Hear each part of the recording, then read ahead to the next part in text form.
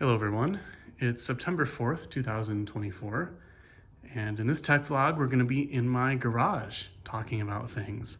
A place that I'm not usually in. In fact, I don't know if I've ever made a video of it before, so that should be pretty interesting. Now, unfortunately, I don't have a lot of good pictures or videos of the inside of this garage when I bought it, but I can assure you it was destroyed. I mean, you could maybe get one car in here. They just had like 2x4 shelving, but it was like attached to the ceiling and everything was rotting. And according to the neighbors, the garage door hadn't been closed for several years.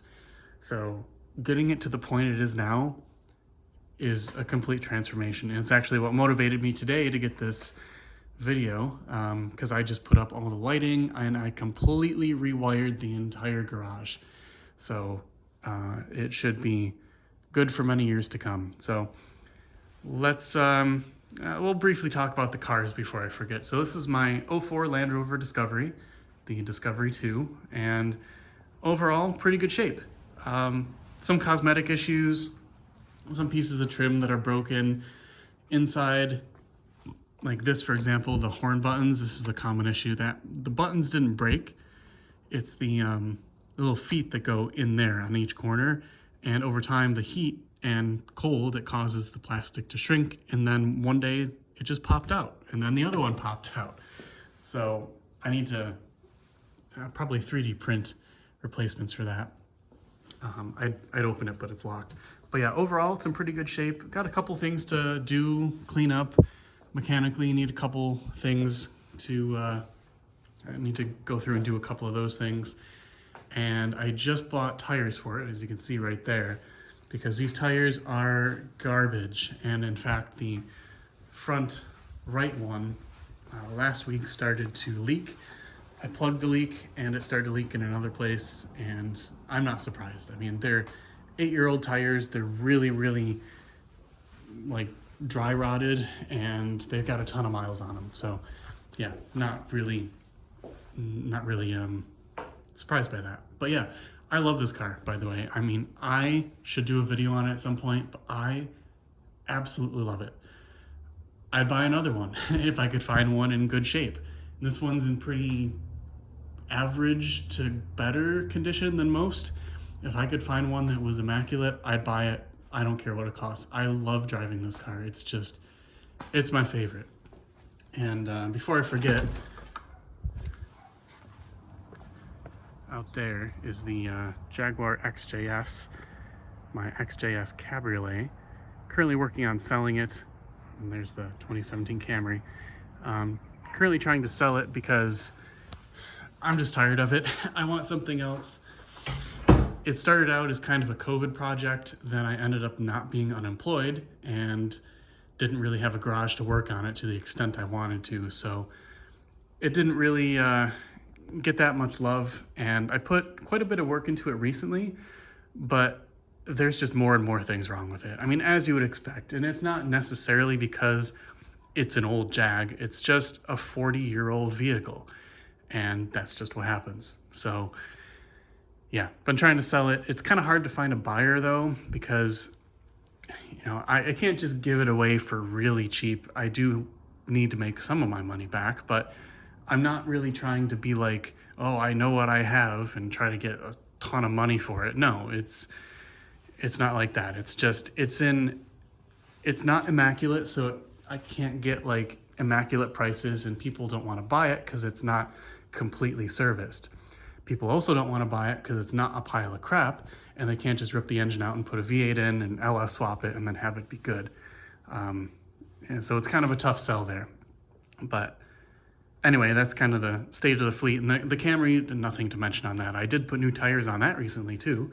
But yeah, 80,000 miles, 2017 Camry, going pretty well. Anyway, let's talk about the garage. So garage sale, I picked this up recently. This is a BTU air conditioner. I don't know how much it is. It was 20 bucks. It works great. And I think I'm just gonna keep that in that window.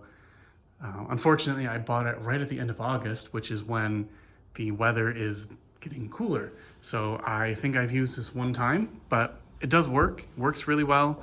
Gets the garage down to a comfortable temperature. I'm not expecting like 70-degree cool in here all the time. I mean, it's got holes. It's a leaky old garage, but it definitely takes that edge off it. It's really nice to have. Organizing, I did some organizing in the garage. You wouldn't know, but I have. Yeah, there's all the stuff in my garage. A lot of tools. Here's my tool chest and tool cabinet over here. And then some more stuff down there. When I rearrange this garage in the winter, when I have the Jag, I put that on those wheel dollies and I push it all the way against that wall. Then I usually park the Rover in the middle, and then I pull the Camry in over here, kind of at a slight angle. And it's snug, but I can comfortably fit all 3 cars in this garage. So that's pretty cool. I have enough room to store them and then get them out of the elements in the winter.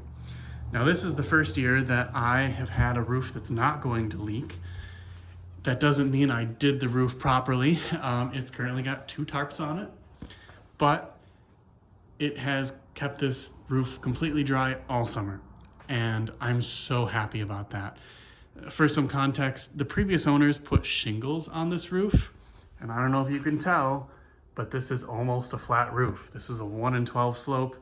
You cannot put shingles on that. The water will not be able to go off of the shingles with enough speed, I guess, to keep going down to the next one. It kind of goes down the shingle and then wraps around underneath, and then it leaks into the roof. And you can see that quite clearly up here. A lot of water damage, and yeah, it was pretty bad in here. So I'm really happy this winter to be able to put all 3 cars in here. So the reason I say that is I was not putting my Camry in here, the one I'd kind of want to have in here to keep snow off of it because I drive it all winter. Because when the roof would leak, there was some like black goo tar stuff that would leak, and it leaked on here a couple times. And maybe I can find a spot. Maybe not. Maybe I've cleaned it off by now.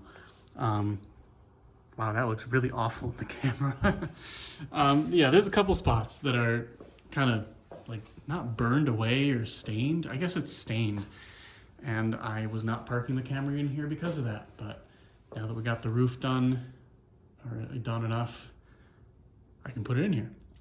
The last thing to talk about, I just rewired this entire garage. So some of it, I like reused the boxes, but I replaced the outlets. So before there was another one above the light there, another plug. Those were just 2 light bulbs, and it was not enough light. So I replaced it with outlets, and I have to buy another one of those to put over here. The Harbor Freight was out when I went and got them.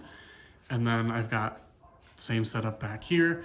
I've got 5. The middle ones are turned off right now just because I don't need them. But if I was working on something here, I could turn on that light and have extra light. So that's, I can't accurately describe how nice that's going to be. Before, when I bought the house, and then up until, well, just recently, the lighting situation was pretty poor. Again, 2 light bulbs there. I put really bright ones in. It didn't really do much. And then there were 2 bars that go from about there to there, that direction. And there's another one over there. Unfortunately, from all of the roof leaking, those got really rusted. One of them stopped working. The other one I had a light in, and then the light, it was an LED light, got corroded and then stopped working. So I was kind of over those, and I decided I want as much light in here as possible, and that's exactly what I did. So yeah, really, really happy with the lighting situation. Last year, working on this in the winter, awful, absolutely miserable experience.